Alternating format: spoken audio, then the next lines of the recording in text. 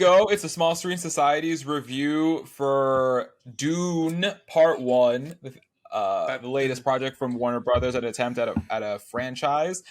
Wait, did you just say the director's name, Fico? No, I just said part un.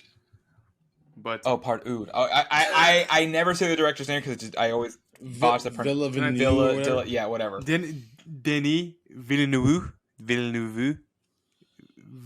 Yeah, something French. Something French. It's great though. Something French, yeah. So this is Dune Part 1. Dune, based in a very, very, very distant future, approximately maybe 10,000 years or so into the future, where the human race has journeyed across the stars to inhabit other planets, and an emperor rules the entire known universe with noble families serving under him. Ramel is getting drunk as I'm trying to recap, but we will keep going. No, I'm just trying to... This is the making of an After Dark. It's happening. I know, it's slowly but surely. And so we have our story with the family of the Atreides, with our classic hero persona of Paul Atreides as his family is sent to the desert planet of Arrakis, where a spice that controls the entire known universe is produced. Here we have the setup for what is essentially a tragedy for Part 1 that will build into its grand epic in Part 2. Oh, yeah. Guys, this is Dune, the originator, the first, the one that inspired Star Wars, Star Trek, and all the sci-fi that we have enjoyed for the last decades. I'm going to let you guys go first because I know you guys didn't read the book. This is fresh to you. You both went in blind, so I'm curious to see what you guys liked, what you didn't like, what stood out, and to kind of see what... I'm curious to know, is it director's vision and production that has more points in what you guys in your feedback, or is it the actual raw material that made this classic something that stood out to you guys? So okay, so I'll go first. Since I still have the thoughts in my brain. So we went to go see in IMAX because the trailer showed me grandiose. So and for me, I'm all about visuals, as I've mentioned many times in our reviews and other movies and shows. To me, that's like one of the first things that I catch in movies that lock me in. It's visuals, not necessarily plot. Maybe like people like Gav, they're big on plot. I'm more visuals first. And for me, right off the bat, holy shit. Like, this thing, if you have not seen this goddamn movie, go see it in a movie theater and preferably in IMAX.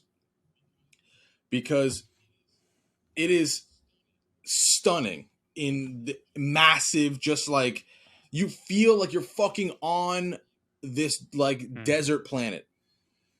Because the camera shots and the just how they make you feel, it just like you literally feel like you're just in this wide open fucking universe. And I just beautifully done. In terms of the story, awesome. It right away in the beginning, I was like, I don't know what they're going with this. It's a little confusing at first because you're like, what are these names? What are these houses? What are these, what's going on? Because they don't necessarily just like throw you in and explain it. Like, you know, how Star Wars does like the title shit in the beginning. You know what I mean? Like you just, it's more God. You're going into this blind, right? So right off the bat, you're going into this thing. All right, there's a family here. They're leaving. Now there's another family. And like, that's, but over time, as you kind of like get through the movie, you learn more and more and more. But at the same time that you're learning about what's happening, you're also kind of getting invested in learning about these specific characters. And you're like, okay, cool, like awesome. Like then the bigger moments happen, and then you find yourself rooting for these characters, and it's like, okay, like halfway through the movie, you're like, holy shit, I'm more invested in this than I thought I was. I'm into this. Wow. Because it just kind of just like hits you like randomly. I think, I don't know. I'm now trying to like think about the movie and process my thoughts. But I really enjoyed the movie. The acting was superb. Timothy fucking Chalamet. Yeah. That's not, that's not Shamlet. The kid annoys me, but he's a goddamn good actor. He does the damn thing. I mean, what am I gonna do? I hate to say it, but he's a goddamn good actor. The scene, in particular, where he puts the hand in the box, and the Bene Gesserit, whatever. When the Queen Bene Gesserit opens her fucking, puts the hand in the box, and he goes, and she goes, "Holy shit, you're gonna feel pain, so gotta hold it in there. Are you tough or nah?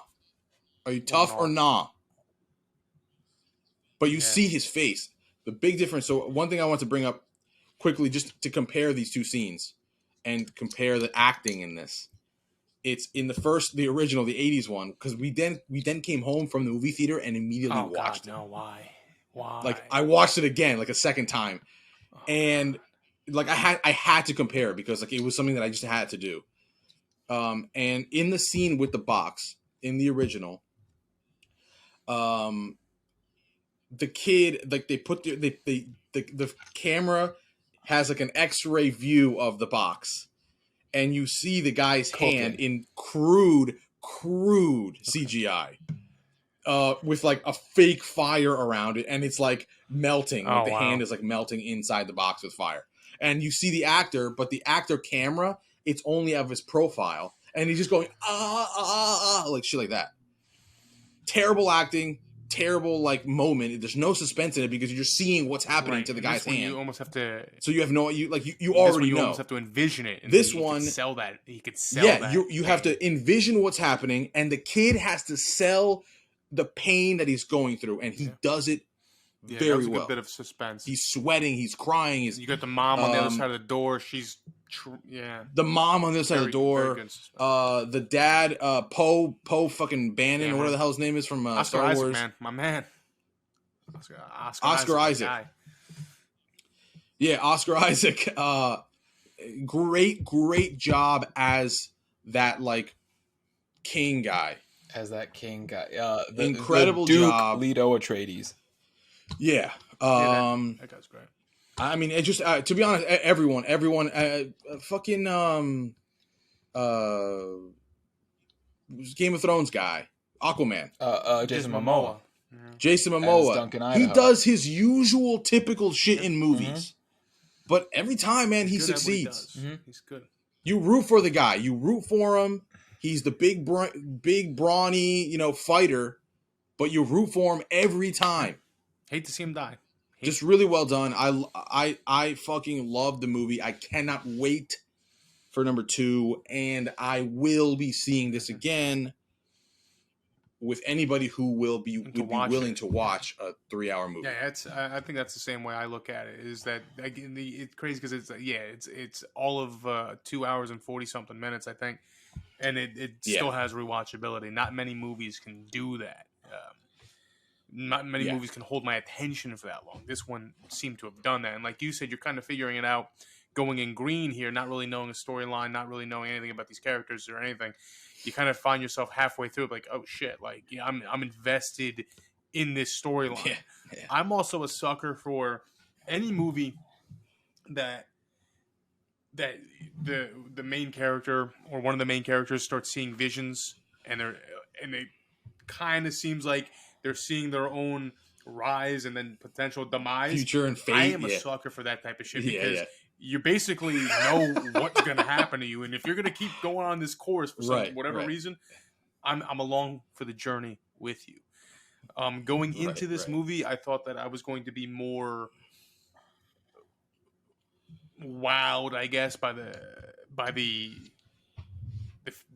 stunning features of it and how it's shot and the visuals and everything.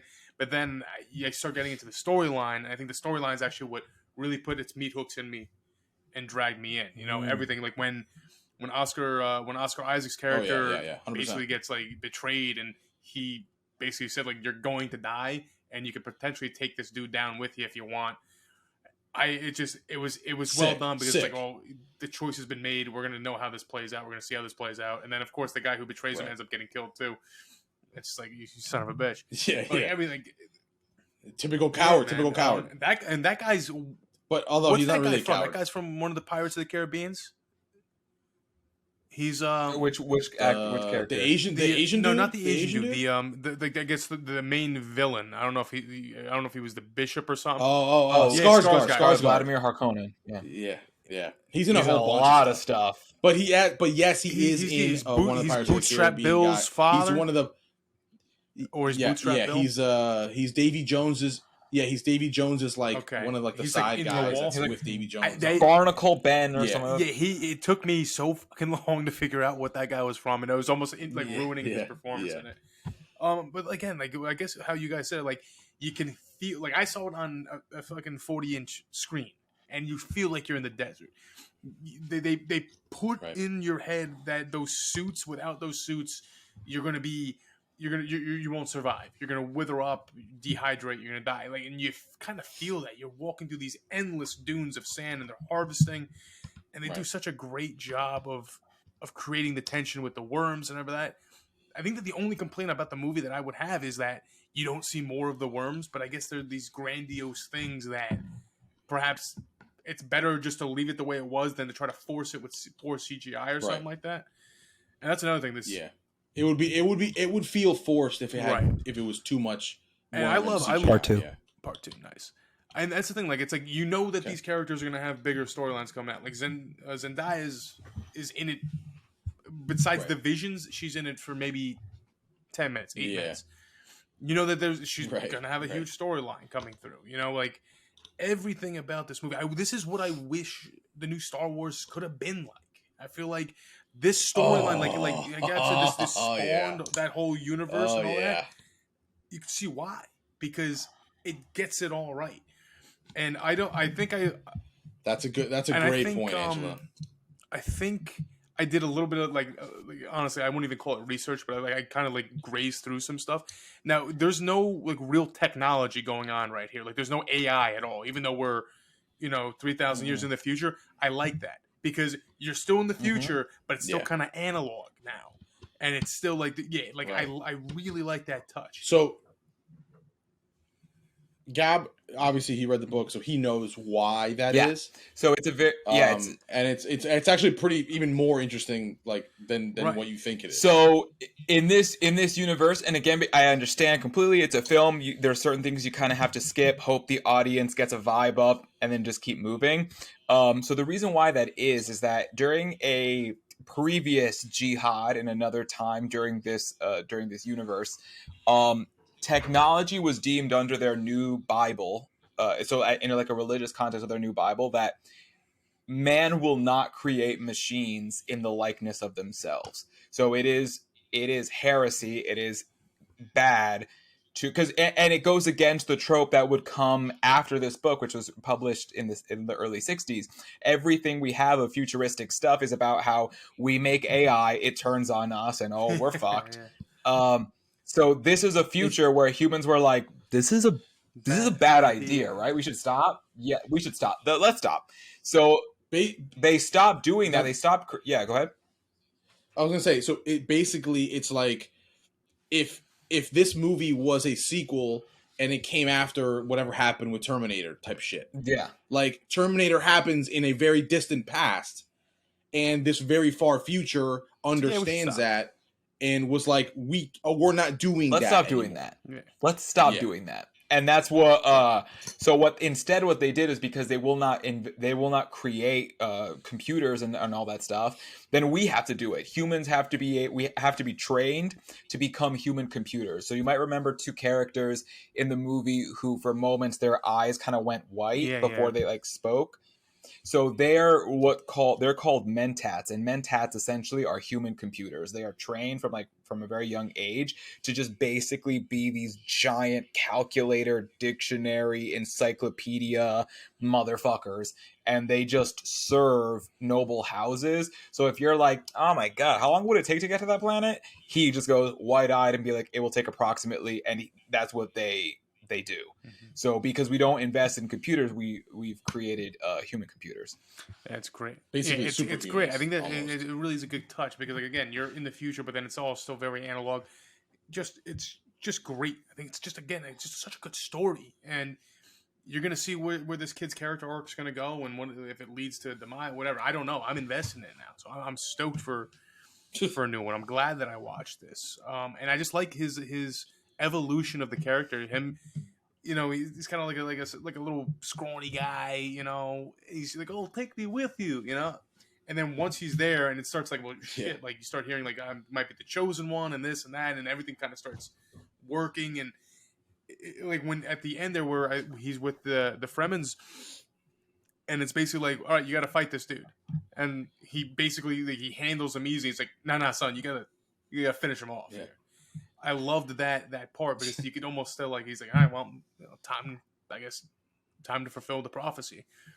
Kills the dude, and then it leads you into like, well, this dude is now on his way. I almost want him to go rogue Anakin style here and just turn. I want it so bad. Just do a heel turn. But I know that won't happen unless he kills a smaller. I don't know. I didn't read the books. Spoiler? Looking for a reaction. I'm trying to be as like still face as possible because to not spoil it. The book looks dense, but let me just highlight again. Look how short the pages are to this, and like even the text itself is not large. Like you can get through this, I think, if you're very committed. But it is a very dense story. Going into this movie, I was really nervous because just how dense and complex and how much of an info dump you get as soon as you start it. I was like, I don't know if this is going to work, bro. Like, I don't know if you're going to be able to turn this into a successful movie. Like, that's kind of tricky. I think he absolutely pulled it off. I agree as a hardcore fan of the story that where he made compromises and where he sacrificed, I was stung for like a second, but I said, okay, I get it. I get what you're ultimately doing. But he's still keeping the integrity of the original. There is one moment, so you're kind of like, I don't know if it was that clear to you guys as it's progressing with the visions.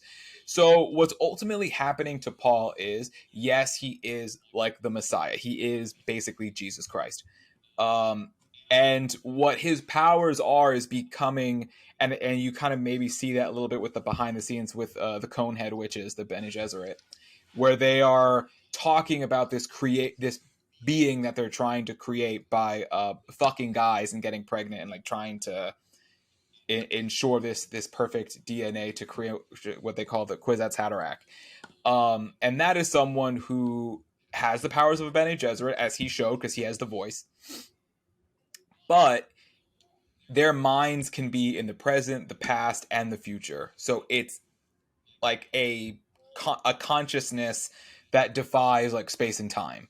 And that's what he's becoming in the story. So as he's having that scene in the tent I feel critical to there will be another moment similar to that, but there's in the book, it's such a critical moment because it's where he's getting this first real understanding. And this isn't a spoiler because it was in the movie, but he was mumbling a lot.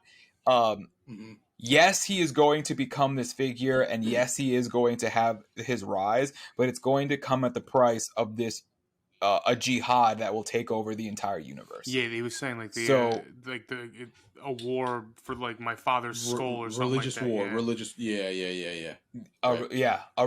A religious war. Well, they didn't want to use the word jihad. Fuck you.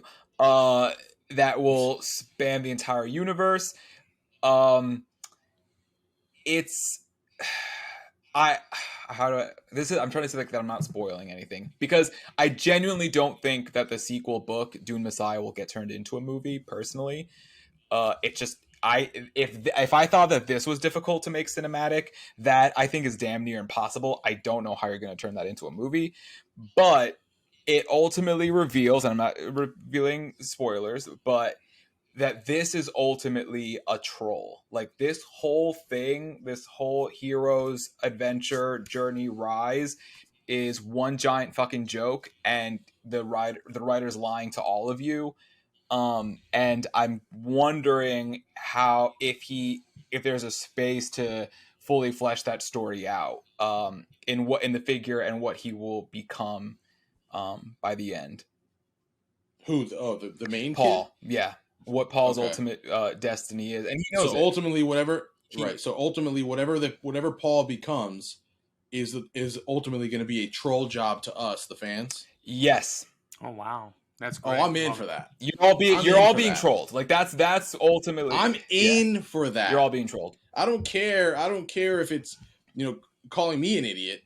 It's you can troll me all you want if it's something I'm not going to expect. Nice twist. And Herbert isn't calling the fans that, like, when Dune Messiah came out, it, like, the fans, like, wanted to burn the book. They absolutely hated it. They were so angry with it. Right. But that's because they're not just giving you your perfect hero dream. Right. He's giving you something as close to reality as humanly possible. Yeah. Dune itself, this dense story, serves as Frank Herbert, that's the name of the author, his commentary on the consequences of power, the consequences of drinking your own Kool-Aid,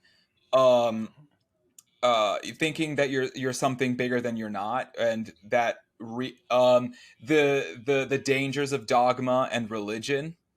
If anything, I think it's a very, very creative way of saying, stop praying and take responsibility for your lives. Ooh, I like that. So, and you'll get more hints of that. Dune Messiah is probably the one that most hits that, but he lets his readers have this one book where it's just like this perfect hero's journey, and then the sequel is just nice. So this motherfucker, it's great, and there's so much to go. This motherfucker gonna die within the first 20 minutes of the next film.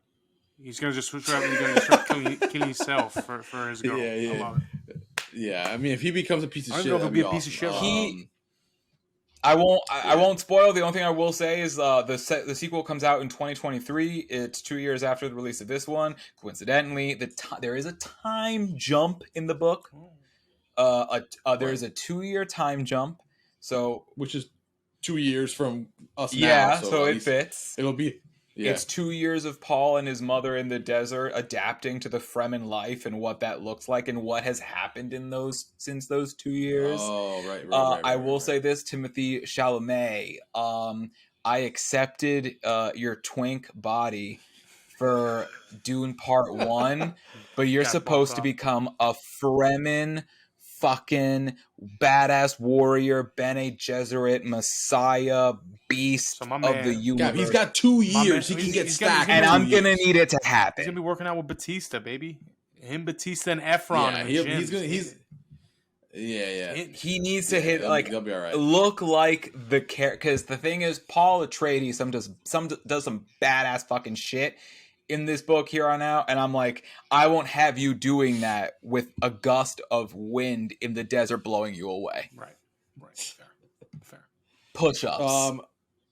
Question. So, I think this one did pretty well. I think it's at like 300 million already. Yes, it's done decent in the box office considering which release. Considering the era that we're in, the scenario that we're in, 300 million is pretty decent. Mm-hmm. I have reason to believe that the second one will do much, much, much better than absolutely, this. Yeah. Because this one had success, it did well, and I think it's one of those movies that has like longevity and rewatchability, like we mentioned, even though it's long, the same way that Zack Snyder's 4-hour fucking cut of Justice League did. So I think because of these factors, it will do well. Mm-hmm. I gotta believe that, I know you said that they probably won't do the second book, but if the second movie does well of part 1 or part 2 of this book, I can't imagine HBO, whatever studio, is like, yeah, we'll stop here. No, I can, because if they make it, they're going to be like, what the fuck have we done? People are revolting outside. There's nothing cinematic about that book. It's literally a 300-page book about conversations and you getting depressed and realize that you were lied to for fucking 600 other pages in another book. Right. And it's just like, it's so sobering. The thing about it is, like, I watch this movie and I go, this is like this world has the potential not to be Star Wars, because that's over the top, but it has a potential to be its own franchisee type thing that has like merch and like maybe even a small portion of a park, like whatever. It has the potential to be that. Sandworm. Yeah, like a ride or something. I mean, look, because of what it is and how cool it is and all that. There are 6 books, and I only just finished Messiah, so I am gonna read the 3rd, Children of Dune. So maybe it does pick up. Maybe it does. There's a greater design. There's a greater plan. What I know only from word of mouth. Maybe they smash the second. If the 3rd book is decent from a plot standpoint and action, then maybe they just take the 2nd book and squeeze it into the first half of a 3rd or 4th movie. Actually, I'm going to take back everything I just said. I'm going to take back everything I just said in the last 15, 20 minutes. Wow. I actually think they should make Dune Messiah, because I think that's your Oscar movie, if anything. Ooh, there it is.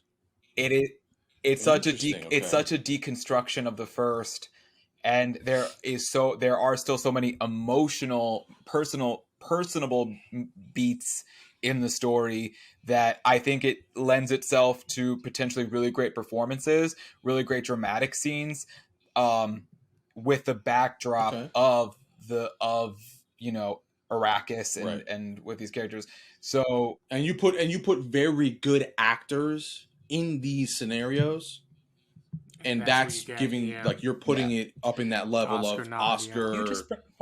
You only just have to all you have to do to sprinkle in for Messiah is show us the jihad. Just give us take us around this universe with your creativity to show different planets and being basically destroyed and 60 billion lives being completely eradicated, because that's the number in throughout the known universe. I think if you give that, because Frank Herbert doesn't really write those scenes, even in the first Dune, like the most like actionable scenes in the second half, he doesn't really write them out. It's like a paragraph, like that happened. Because he's really about he's a conversation writer. He's dialogue. He's the conflict.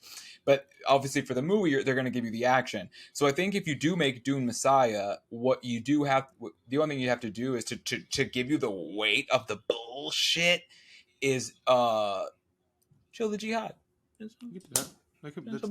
Yeah, I mean, there's got to be ways to do it. And Gab, Hollywood is full of a million billion creative people. By this point, you would think that HBO, the studio, I know we've complained about them a lot. Not sure HBO, but Warner Brothers. By then, you would think 2 years from now they're dropping the 2nd movie, which would mean that this movie wouldn't come out for another 3 fucking years after that. Then, like, by then, that's 5-6 years from now that we would get something. You put the right creative people in here, do the right thing, give us a good product. You now are creating a franchise of movies that could even then later open up to new characters and things inside of this world. And we're in the age of franchises. We're in the age of franchises, dog. So, and there isn't just the 6 main books. To be honest with you, Frank Herbert wrote like spin-off novels that were specifically just about the Atreides family, just about the Carino family, just about the Harkonnens. You got content. Now you got like the Rogue Ones of the world now that you could kind of slip in there, The plenty of content. You got plenty of content. You know what? You got the origin stories. You got the rant. You got the chat on it. Got the origin stories now. You can do. We need connections and jobs with WB. That's all I'm gonna say. Put an application. Because clearly we know what we're doing as a group. We don't know how to we don't know how to run our own podcast. Ideas, man. But we know movies and we know ideas. No talent.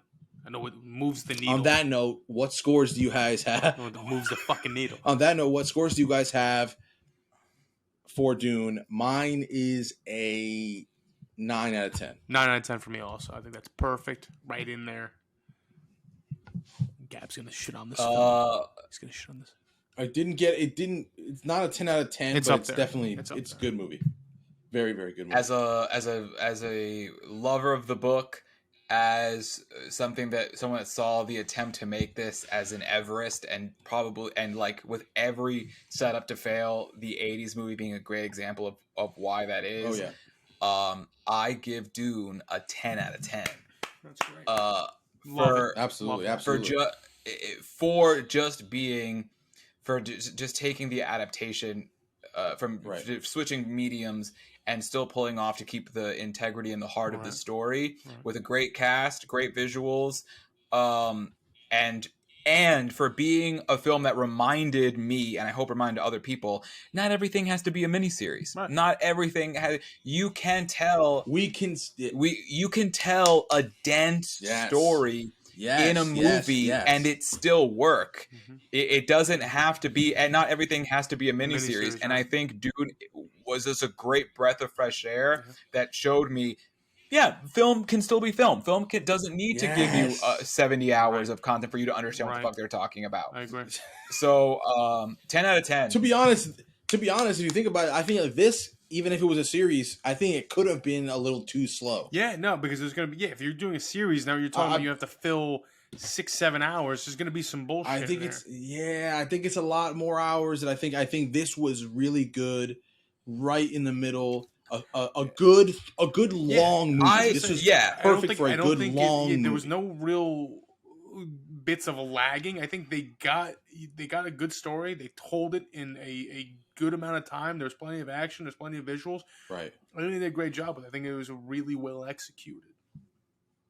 There was for me, and my last comment on the movie is, for me at the beginning, I was worried. I'm like, oh, this feels kind of slow. Like just kind of the pace of it, which that's how the book goes, because it's there's very rich characters. But when we got to the point when the massacre basically began and the spaceship started to descend and like the explosion happened, I got goosebumps because I hadn't realized, even though I'd already read the book, for the sense of the actors and the performances, God damn it, this director did it. I care about these characters, and I feel the weight of this betrayal and of this just giant stab in the back. And that's what you felt when you read it in the book, and he translated that to the movie, and I was just like, this is a 10 out of 10. Mm-hmm. He did it.